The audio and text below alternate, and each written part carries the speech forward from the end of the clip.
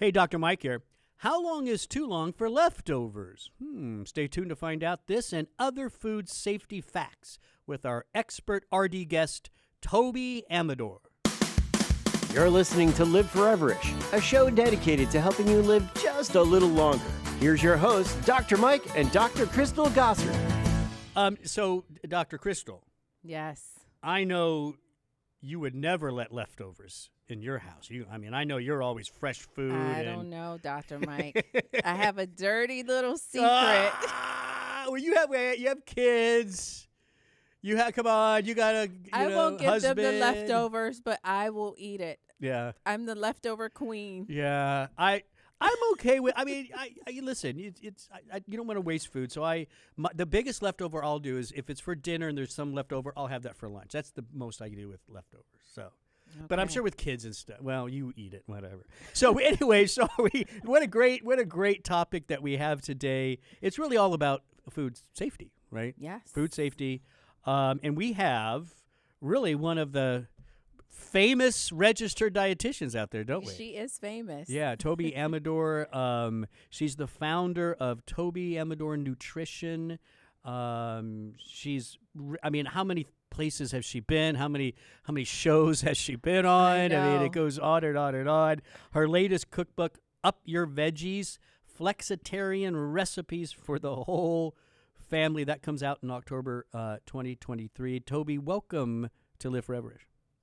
Thanks so much for having me. I love talking food safety. No, that's great. Now, obviously, I mean, you have a very long bio, and so maybe we can sprinkle some of that in, things that you want people to know about yourself, kind of as we go. Yes. Through the interview, but let's just start off. We like to we tease our audience, and we want to start right with what we're talking about with them. Get into it. So Toby, what are top food safety issues out there? So a few top food safety issues. Yes, leftovers, holding leftovers, like how long you're supposed to keep them out, but also cooking temperatures, keeping the food at the right temperatures, cross-contamination. These are just some of your kind of the CDC put together a list for food service establishments, but it also has to do with your personal home as well. Those are some big ones. And washing hands, personal hygiene, washing hands. Oh. Yeah.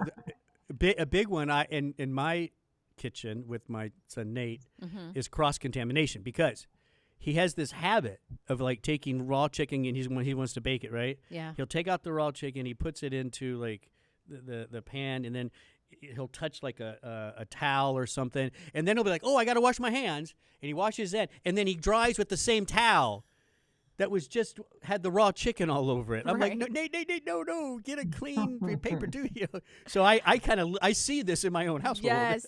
Well, and we weren't going to talk about hand washing, but let's start there with the basics. I always tell my kids, as soon as we get home from school, those little dirty hands go straight to the bathroom. Wash those hands before you come in this kitchen. You want to help me prep dinner, and that's nope, let's get those hands clean. Right. So, I think that's number one. That's number one. But now we did want to talk a little bit more about cross-contamination, because I also watch a lot of food shows, Toby, and I kind of see cross-contamination on the food shows.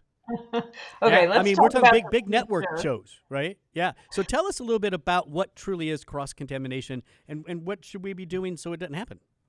Okay, so cross-contamination is when you transfer some pathogenic microorganism like bacteria that can make you potentially sick, and you transfer it from one surface to the other. So the most popular example is you cut your raw chicken, and then with the same hands, with the same cutting board, with the same knife, you prepare fresh vegetables that will no longer be cooking. So those bacteria, let's say salmonella, go from the raw chicken, are transferred to the fruit. Now, it may seem, harmless. The problem is if you leave these foods out for a long period of time, the bacteria can grow to high levels that can make you sick. So you want to minimize that cross-contamination. Yeah. Now, one strategy I've always learned when you think about the cutting board is you have a cutting board for produce and you have a separate one for handling meat or or raw meat. Is that necessary, or I don't is it have, just something, there's two main ways. So one of them is, yes, you can, and in food service establishments like restaurants, they actually have color coded boards and a signage. I I have Yeah, one. it's really Yeah, fun. Yeah, yeah, like blue yeah. for fish and green for veggies. But see, but mine, I didn't like it because I'll explain it to you, Crystal, because okay? you look like you're Explain amazed to by us. this. Yeah, it's basically the cutting board, and there's like this little slot that you can take these food grade plastics out. Like one is red for meat, and you put Oh. it on. But I found it to be kind of dangerous because the plastic shifted a little bit as you're trying to cut and stuff. Oh. So I stopped using that one, but it's a good idea. I like it in theory. Mhm. Yeah. Anyways, So, But oh you wow. can So still use two different ones. Like you can, you can designated one cutting board for fresh and one cutting and that's board what I for do. Yeah. raw. right. And Mhm. yeah, and that would do it. And I also would look at the surface that you're using. A lot of times those kind of quote unquote plastic, but they're food grade, more synthetic, can run through a dishwasher. And I do use a synthetic. So I'll run it through a dishwasher, or I'll make sure you can use soap and water, but you have to use like a nice stiff bristled brush to get through if there are any grooves over there. Mm. Yeah. And then you want to clean and sanitize the whole area. Then don't use the same knife or the same tools that you used before too. So that's your two options. Yeah. Yeah. I So think you need two boards at yeah, least. Yeah. and looking at the boards, I'm happy you brought up the type of board because they're the wood boards, and I think those are to me more difficult to clean than kind of the synthetic board. Do you have a I guess your I like the preference wood ones. is the synthetic.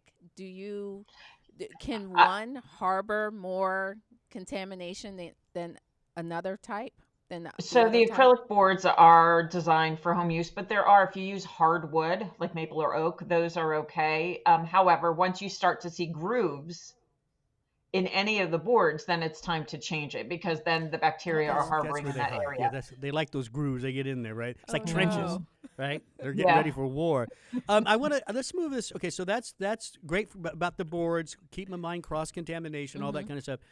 I want to get into temperature because I think this is a big Yeah. a conversation for people, and I want to begin this by not talking about cooking to a certain temperature, but about defrosting meat. Mhm. And because here's what my dad would do. I mean, I see that. I lived with it. My dad would take out, let's say, chicken again, right? Mm-hmm. He would take it out before he left for work in the morning, which was really early, like 5 o'clock in the morning, right? Yes. He would take out the chicken for dinner that night, and he would put it on the counter. That chicken would thaw, and it would sit on that counter until he came back and my mom got back and everybody started. I mean, probably until 7 p.m.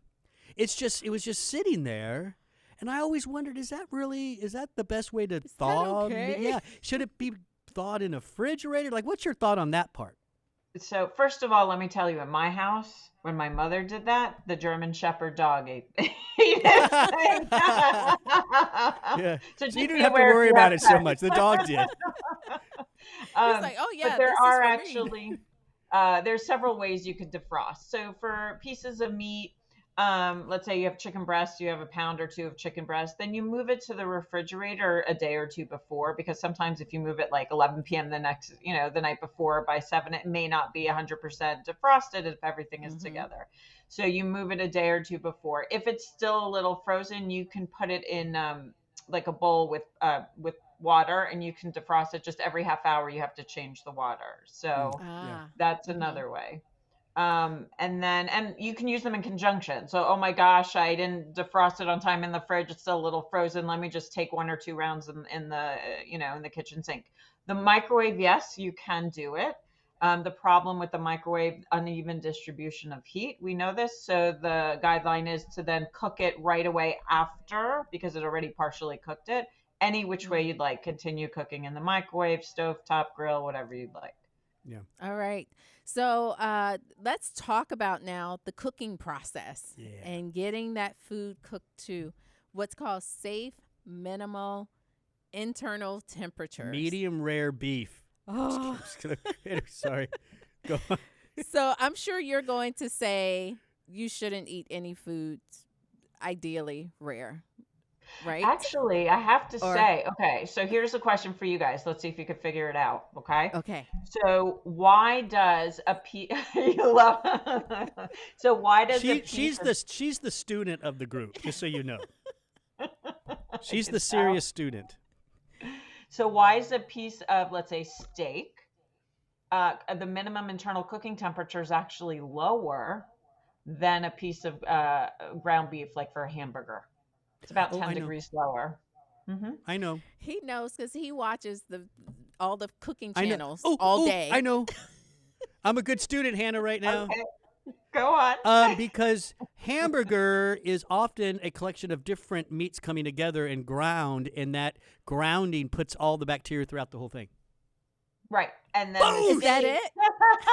That is. I'm kicking everything Yeah. over here. Sorry. So you want to go up. So it's about 155. I know the food service numbers. Sometimes it just changes for home use, but it's around 155 degrees for a hamburger, 145 degrees Fahrenheit for a piece of steak. Rare is okay. Why? Because like not for burgers, but I'm okay, and I actually like it medium rare because Yeah. the surface is where the bacteria is, and as long as it's getting a good cook Yeah. on the outside. I like Toby. She eats like I'm I do. okay. I don't do them. I don't like well done. It doesn't taste. It's It doesn't not, I taste want, good. Yeah. No, I want it kind of a little more. It's so. But the only way to really do this, then, right? People need thermometers. You got to check. Correct. I would, and if you don't want to memorize temperatures, they actually have built-in temperatures into thermometers where it tells you. You just put what meat you're doing, and you're done. Yeah. Or it has a little chart right next to it. But thermometer is just a basic one. It's like $10. You can find some. Now, I'm curious, and I didn't look it up, but are there any new technologies? Because I've tried the thermometers. For some reason, they just don't work well in my kitchen. I feel like they always break.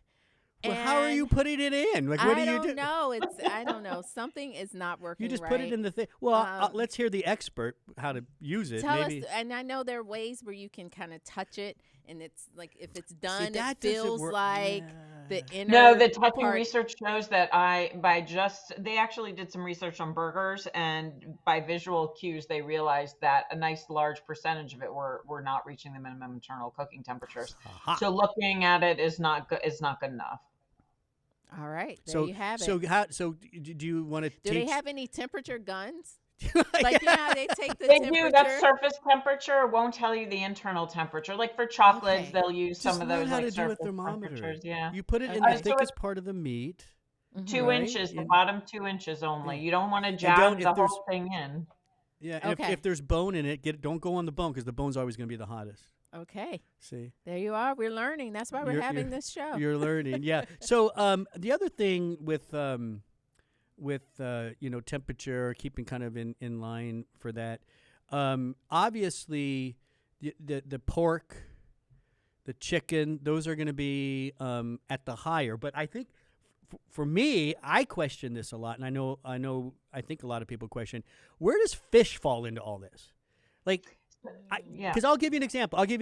I like my salmon a little on the pink side in the middle. Is that bad? Am I doing something wrong or?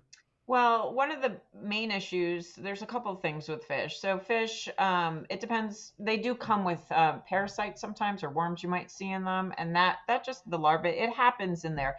But if you cook it to the minimum internal cooking temperature and there is something by chance in there, it will actually destroy it. And that's 145 degrees Fahrenheit.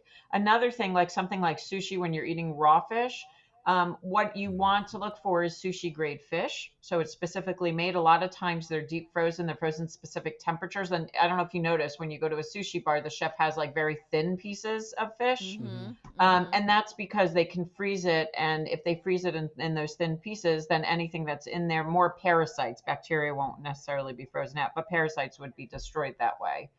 But again, you're looking that's for why they're sushi thinner. grade fish. Yeah. But they're also very sensitive foods. So you don't want to go, cooking them in the highest temperature possible. Right. So a Yeah. nice little quick cook to 145 degrees Fahrenheit and you're okay. See, I just learned something because, like, I do watch a lot of Food Network stuff, Food Channel stuff. I'm kind of a foodie. I like to play around with cooking and stuff. I'm really not all that great. I don't pay attention enough to be a good cook or anything. But you see pictures of sushi like on TV or on those shows, and they're nice, big, thick pieces, and I'm like, oh, that looks so good. And then you go to your restaurant, and it's not anything close. You're like, but now I understand it's frozen. They're doing thinner slices. Yeah. That makes sense. Yeah. Okay, So next question. I know we're blasting you with questions here. Oh, no, go. I love back-to-back it. changing topics. But there's so much to cover on this topic. I know. So let's talk about the danger zone. And can you share with our listeners what that danger zone, what we mean, what I mean when we're saying the danger zone, and how that can be avoided at your next cookout? The danger, like this is for parties and stuff? Is that what? Yes. So It's I for think anything. So here, let me go. Okay, so it's actually called the time temperature danger zone because it has two components, time and temperature.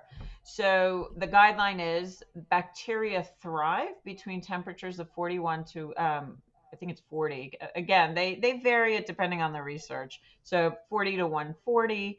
Bacteria just love to thrive at that temperature. So our refrigerator's on the bottom end, 41. It actually is about 37, 38. So if you that's why we keep the food in at that temperature, because it's below the way bacteria will thrive. So bacteria can slowly grow in your fridge, and hence if you keep a piece of meat there for a week or two, it'll start to smell. Bacteria could definitely have grown on that, and probably have. And then the other end is cooking, right? 140, we cook to minimum internal temperatures, usually 145, 150, 165 is poultry. So we go on that end. So you want to keep the food out of the danger zone. The time is 4 hours maximum. Okay. I mean, less is better. And like with leftovers, I know you were asking about leftovers. The recommendation actually is no more than 2 hours in that danger zone, or room temperature, we say, because that is room temperature, for your leftovers, because this time also accumulates throughout your handling that food. So no more than 2 hours. And if it's over 90 degrees, like in the summertime cookouts, then no more than 1 hour to keep that food out that's not refrigerated, not heated, not anything, like just on the counter. Yeah, so it's like those cocktail meatballs that I like when you go to someone's little Yes. party. You know, those things sitting there. Right. I could eat a ton of them. You got to make sure that they haven't been sitting out for 4 or 5 hours. But oftentimes they have. I know that's the problem. I know. Well, that's why there are some tricks of the trade. So if you look, small batches as an example. So don't cook in a cookout like you bring all your meat. Don't cook them all at once. Cook them in small batches. Keep the rest in the cooler. So then as people, you know, you don't want to put everything out at once. As people continue, oh, now I want a hot dog. Oh, now I want a hamburger. You know, keep putting them out. You know, you don't have to fill your belly so quickly either. So, and then now when you start thinking about the original teaser with the leftovers, if the food has been out, say, for a couple of hours in, you know, room temperature, the danger zone, then those foods you probably should not keep for leftovers. Do you, or right, and you're talking right, you're talking about not like a slice of bread. That's not a dangerous food or hazardous food. You're talking about cooked meats. You're talking even raw meat if it sits there for that long. Cooked pasta salad that has mayo, cooked a deli meat that sits outside the refrigerator is a good example too. So, you know, let's say you made yourself a turkey sandwich or whatnot. So, you know, those type of things is more what you're talking about. So I think a key tip here too for the audience, refrigerators, I need to check mine. It should be at 38, 39 degrees. Is that kind of? Yeah, 41 is the max of what the temperature should keep. So you set your refrigerator a little bit lower. Yeah, actually, when I did my master's thesis, I looked at some research and they found that many home refrigerators were over 50 degrees. And then the oven too was not calibrated. Yeah, it's very interesting. I think I would recognize that. That's kind of warm for a fridge, but I just want to. I think I'm pretty. If I'm not 38-ish, I'm pretty close. I think because mine's pretty cool. Now I have to go check. Yeah, you better because you eat all those leftovers. You better go check.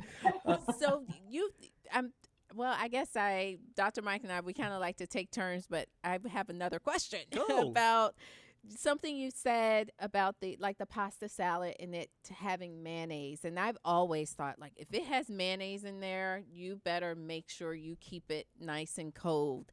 So I'm kind of thinking, are there certain food components or foods that are more vulnerable to kind of spoiling faster In that danger and zone. being more vulnerable in that danger That's a zone? good question. Yeah, I like that. Yeah, that is a very good question. And bacteria specifically, they like carbs and protein. Those are the two things. So if you have a bottle of olive oil, that's not the big issue. So if you even have some cooked pasta, cooked rice, bacteria called Bacillus cereus likes to be on that one. So meats like chicken, salmonella, even cheese, because has carbs and protein in it. Like a brie cheese has listeria, could have Oh, but cheese has listeria. to be room temperature. It's when the flavor comes out. It's so good. Okay, so what do we do? What did we just learn? Batch. Don't You leave do it in out too long. batches. Time and Time. temperature. Time is important too. See, we're both really great students. Time and temperature. Let's move on into, I think, what some people religiously follow, and then there's a group that never. But there's two types of people in the world: those that religiously follow expiration dates, and those that never look at an expiration date. So help us there. How accurate is an expiration date on a food label? Okay, so let's first differentiate. An expiration date is when the minute that date comes, the food is no good again. It only is for baby food, some baby food formula, and some milk. That's it. Okay, that's it. The rest is called a use by date or sell by date. And that is a date the food manufacturer puts on the label for quality purposes. You can still eat the food after that use by date. It is not an expiration date. So if your yogurt said yesterday and you have it in the fridge and you open it and you're using your senses and it's just fine, it's okay. The quality there, though, and the degradation. So if you have like rice and it has a use by date and you use it 6 months later, the quality may not be 100% as it was because it does start to degrade after a certain time. And the nutrients, let's say you have something there for a couple of years, which you can, the degradation of the nutrients can happen as well. It doesn't mean you're going to get zero, but you're going to get less. Yeah. Supplementation, we've mentioned this before. You know, that expiration date, it's not that, okay, if it's a couple months, it's safe. The only thing we can't guarantee is maybe it's the dosing's gone down a little bit, the standardization's gone down a little bit. So it's kind of the same idea. Yep. So we're heading into, those of you who are listening, it is June, right? We're heading into the summer months, summer camp. And so can you share some tips for those parents that, or maybe even for people going to work, packing their lunches? What are we doing wrong and what could we do better? Like that deli sandwich, your turkey and cheese sandwich. Do you really need an ice pack? Or is it okay? Are there certain foods where I eat mine too fast. I don't have to worry about stuff like that. Any tips for packing lunch? So, I mean, ice packs help. Research still shows that those foods can go into that time temperature danger zone. And ideally, which camps do now, at least when my kids, even 5-10 years ago when they were in camp, ask the camp how they're holding the food. A lot of times they do have a refrigerator specifically in the winter time, in the summertime, because it gets so hot out and it is a danger to the food. The ice packs will help a little, but if, you know, the kids' lunch, you're packing at 6-7 o'clock and the kids' lunch is at 12-1, that's a long time and it is potentially dangerous. So I would definitely suggest doing that. The other thing, if you don't have that capability, then you can even freeze water bottles, a juice box, you know, and put it in there and then make that like an extra ice pack. Poor kid doesn't have to carry around like with 30 ice packs in there. Yeah. Are your kids going to summer camp? They are. They start next week. Well, you should make sure there's a fridge. Don't believe what they say. Go find the fridge. Orientation this weekend. Go look in the fridge and definitely check I the always temperature. ask. Yeah. Make sure it's They're 38. Gonna say, "Oh, this parent." Yeah. Well, do it. Okay. Let's move. Okay, so the next part of this is kind of like a game. How are we gonna do this? You want to have her quit? Like, we'll say the food and we'll say whether it needs to be refrigerated or not, and then she can tell us if we're wrong. So we have a list of things here, Toby. Sure. And we're just gonna say it, and then we'll both kind of give our opinion whether it needs to be refrigerated or not, and then you can correct us. Okay, that's good. So to refrigerate or not to refrigerate? Number 1, ketchup. Not. Not. Okay, first, let's differentiate. We're wrong. We're wrong. I'm like game F. spoiler here. Is it a closed or have you opened it already? It's open. It's open, but it has the cap and everything. Right, right. Yeah. So you opened But it. it's Yeah, the you took seal the little- has The- been. The seal has been Okay. opened. Okay. Okay. So, I mean, I would recommend refrigerating it for quality. You have to also look, some of the, you really don't necessarily have to, but I would recommend refrigerating it. I also would look at some of the ketchups now that they don't put as many preservatives in some items. Always read the label. That's another thing. But in general, like you really don't, but I like to. If Okay. that's an All right. So answer. we got a C minus Okay. so far. Okay. All right. To fridge or not fridge, mustard. I I don't think so. Now- I don't. It's, since no. how you've Just say your answer. No. No. No, you don't need, once you open it, you don't need to refrigerate it. Yeah. Don't. You got to just say the answer. Don't try Okay. to. You're, All right. Okay. Now you want To do the next one? refrigerate or not to refrigerate? Hot sauce. No. No. No, you don't have to. Yay! And a lot of Up times the to a acidity B now. is so it has a pH that bacteria really don't like. The only thing is don't keep it next to your stove. That can degrade it. Yeah. Okay. Ah, We're talking about okay. nice cool place. So That's not the in assumption. that first cabinet. No, next yeah, to that the because that stove. gets hot. It does. Oops. Okay, Okay. ready? Next one: refridge or no fridge? Maple syrup. I know this one. Yes. Yeah. Yes, it is. because I And have no idea. I'm just going. With where, it. so you open them once you open it. So closed can sit in your pantry. Once you open it, it actually says on the 100% maple syrup refrigerate. Yes, and I did it wrong for years. And like maybe a year ago, my husband said, "Hey, did you see we're supposed to be refrigerating this?" So yeah, That's great. Now I know. Did you come up with this list? Because this I next one's did. kind of funny. I did. Like, why? I've never heard you talk about this before. Well, I've started eating them. You should now that You just- okay, all right. Refridge or not refridge? Beef sticks? yeah, you know those beef kind of like jerky, the Yeah. beef sticks. There's so many preservatives and that. Nothing's going to grow. You don't have to. I say freeze it. yes. All right. So if it is vacuum sealed, right? You don't have to. You see them in the stores non-refrigerated. However, if you're only eating half a stick and you opened it and it's exposed to the oxygen and exposed to the air, you do want to refrigerate it after She opening. eats the whole thing. See, there's no half eating over here. Okay, so then you don't have to, and you can see, and you know something. There's always exceptions. Again, I'm seeing like because I get a lot of samples because I do a lot of media.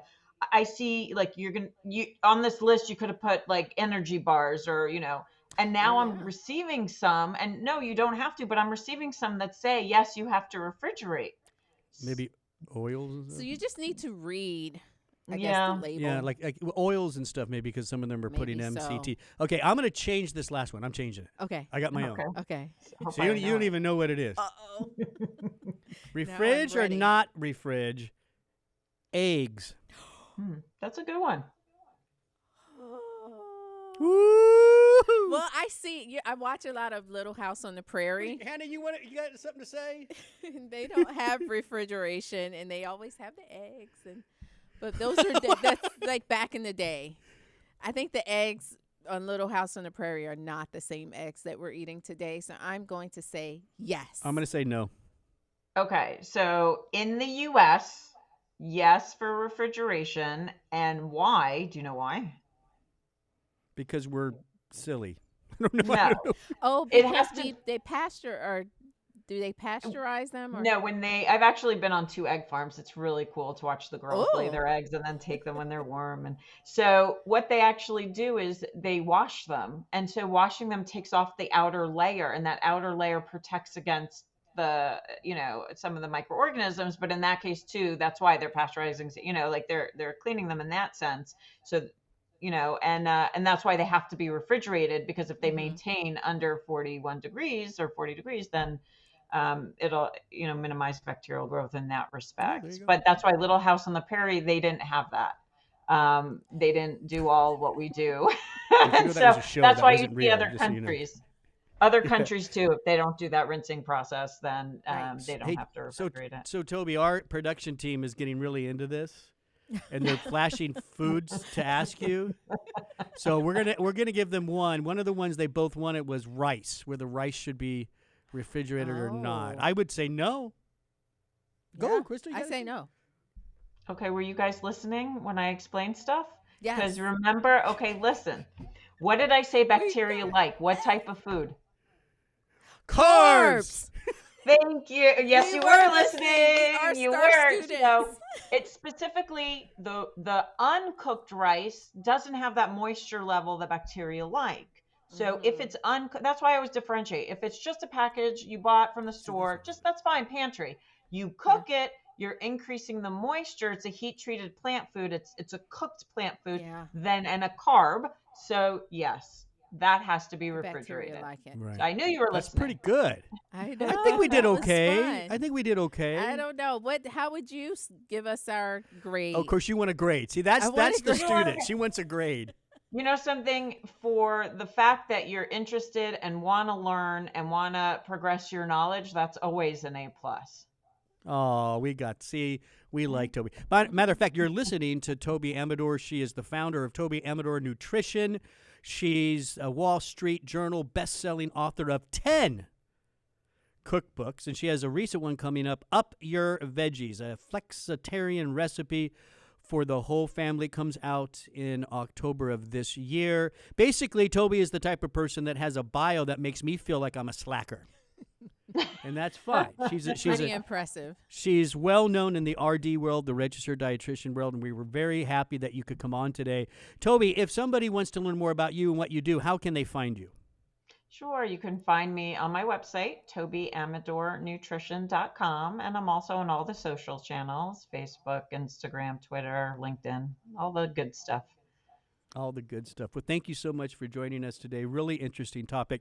You're listening to Live for Everest. Don't forget, you go to liveforeverish.com where Dr. Crystal is going to demonstrate the 1-2 punch with the sound effects. That's awesome. The first punch is give the email, right? And you can join the family. You'll receive a really cool newsletter, which is packed of great science information from our sponsor, Life Extension. The second punch is to go ahead and sponsor right there at liveforeverish.com. That way you never miss a show. And while you're there, you might as well listen to more shows. We hit 400. That's right? That's It's exciting. been a ride, Dr. Mike. Yeah, it's it's definitely been a ride. So download, like, share, and of course, do the 1-2 punch. That's liveforeverish.com. I'm Dr. Mike. That's Dr. Crystal. Thanks for listening.